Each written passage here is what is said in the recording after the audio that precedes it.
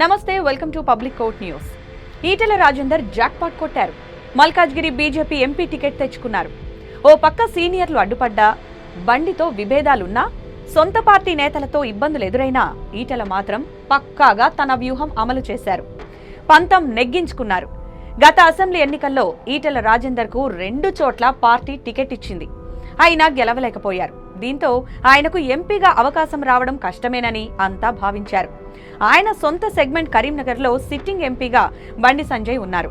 దీంతో ఆయన దృష్టి మల్కాజ్గిరి మీద పడింది. ఈ సీటు కోసం ఈటెల విశ్వ ప్రయత్నం చేశారు. బీసీ కార్డు వాడి హైకమాండ్ పెద్దలను ఒప్పించారు. చివరకు ఈటెల తెచ్చుకున్నారు. ఈటెల రాజేందర్ కు బండి సంజయ్ కి మొదటి నుంచి విభేదాలున్నాయని వార్తలున్నాయి. దీంతో ఈటెలకు మల్కాజ్గిరిలోనూ టికెట్ రాకుండా బండి వర్గీయులు తీవ్రంగా అడ్డుపడ్డారన్న వార్తలు కూడా సాగాయి. ఇక ఈ సీటు నుంచి బీజేపీ జాతీయ నేత మురళీధర్ రావు పోటీ చేయాలని భావించారు. అందుకు తగినట్టుగా ప్రయత్నాలు చేశారు. హైకమాండ్ పెద్దలతో మంతనాలు కూడా జరిపారు. అయితే అధిష్టానం మాత్రం ఈటెల వైపే మొగ్గు చూపింది. పార్టీ మారతానని ఈటెల బెదిరించాడో, లేక బలమైన నాయకునికి సీట్ ఇవ్వకుంటే ఎలా అనుకున్నారో తెలీదు గాని టికెట్ దక్కింది. అయితే బీసీ కార్డు వాడటం ఆయనకు కలిసొచ్చిందని రాజకీయ విశ్లేషకులు చెబుతున్నారు.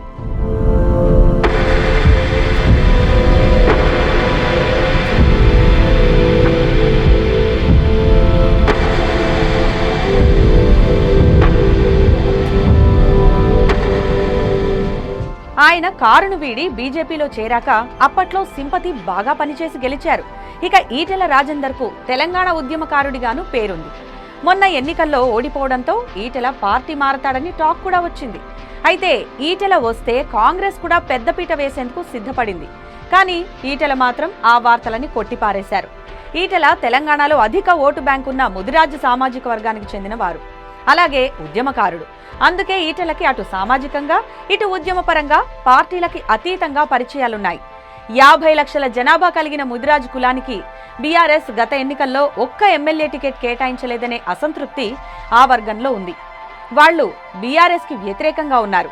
అయితే ఈటెల వలన వారు పలు చోట్ల బీజేపీకి మొగ్గు చూపే ఛాన్స్ ఉంది. అలాగే జనాభాలో ముదిరాజు యువత ఎక్కువగా ఉంది. బీఆర్ఎస్ కి, కాంగ్రెస్ కి చెక్ పెట్టాలంటే, ముదిరాజు ఓట్లు ఏకపక్షంగా కమలానికి రావాలంటే ఈటెల వంటి నేత లోక్సభ ఎన్నికల్లో అడిగిన సీట్ ఇవ్వడమే ఉత్తమమని భావించింది బీజేపీ. అలాగే అసెంబ్లీ ఎన్నికల ముందు ముదిరాజ్ ఆత్మగౌరవ సభతో ఆ వర్గం కొంత బీజేపీకి అనుకూలంగా మారింది. ఇక తెలంగాణలో బీజేపీ గెలవాలని టార్గెట్ గా పెట్టుకున్న సెగ్మెంట్లలో మల్కాజ్గిరి కూడా ఉండడంతో ఈటెల వైపే అధిష్టానం మొగ్గు చూపినట్లు తెలుస్తోంది. మల్కాజ్గిరి స్థానంలో ఈజీగా గెలవచ్చని ఈటెల భావిస్తున్నారు.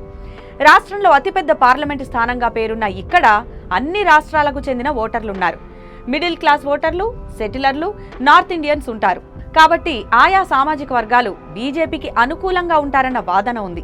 ముఖ్యంగా ఉత్తరాది ప్రభావంతో ప్రధాని మోదీ ఎఫెక్ట్, అయోధ్య రామమందిర ప్రారంభోత్సవం కలిసొచ్చి బీజేపీకి మెజారిటీ ఓట్లు పడతాయని భావిస్తున్నారు.